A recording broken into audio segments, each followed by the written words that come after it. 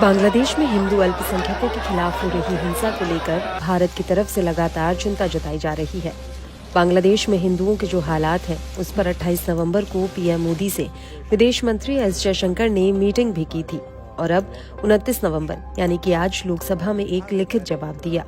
लिखित जवाब में जयशंकर ने बताया कि बांग्लादेश में हिंदुओं पर हमले को केंद्र सरकार ने गंभीरता से लिया है और बांग्लादेश सरकार से अपनी चिंताओं को साझा किया है।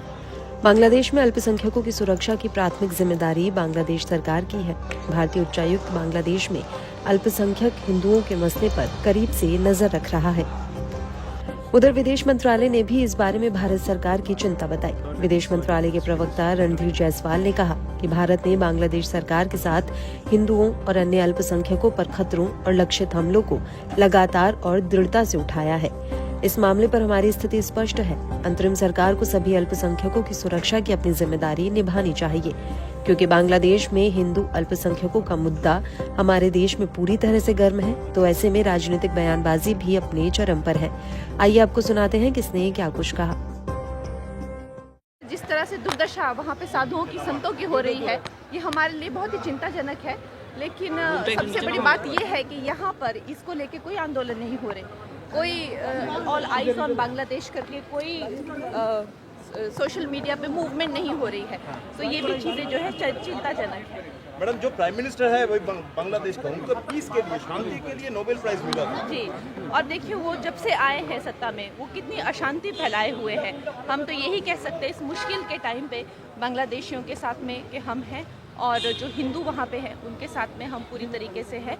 और जय श्री राम, और उसके सिवाय हम कह सकते हैं कि श्री कृष्ण जो है उनकी मेरी कमेटी में भी अभी इस विषय पे चर्चा होगी। 11 तारीख को हमने बुलाए हैं बांग्लादेश के बारे में सब कुछ समझाने के लिए। लेकिन अब ये भी जानना चाहिए कि एक अलग देश है, हमारे देश में थोड़ी है। बांग्लादेश के अंदर जो कुछ चल रहा है, हम चिंतित है, लेकिन फिर भी हमको जानना चाहिए कि कोई लिमिटेशंस भी है कि आप एक विदेश देश को कितने उपदेश कर सके।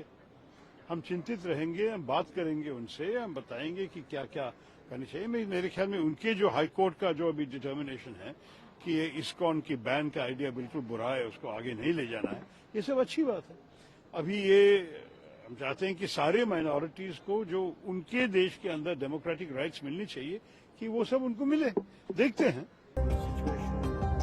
इसके अलावा विदेश मंत्रालय ने साफ कहा कि हम चरमपंथी बयानबाजी, हिंसा और उकसावे की बढ़ती घटनाओं से चिंतित हैं। इन घटनाक्रमों को केवल मीडिया की अतिशयोक्ति कहकर खारिज नहीं किया जा सकता। इस्कॉन समाज सेवा के मजबूत रिकॉर्ड वाला विश्व स्तर पर प्रतिष्ठित संगठन है। बांग्लादेश सरकार को अल्पसंख्यकों की सुरक्षा के लिए सभी कदम उठाने होंगे। So, Yeli, first your question regarding Bangladesh, situation in Bangladesh, and several of our friends here have asked similar question.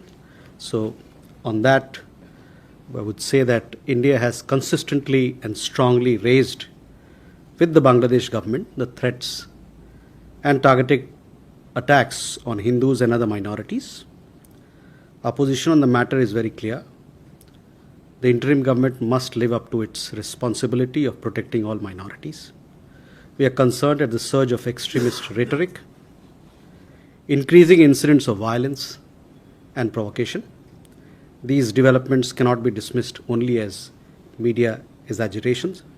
We once again call upon Bangladesh to take all steps for the protection of minorities.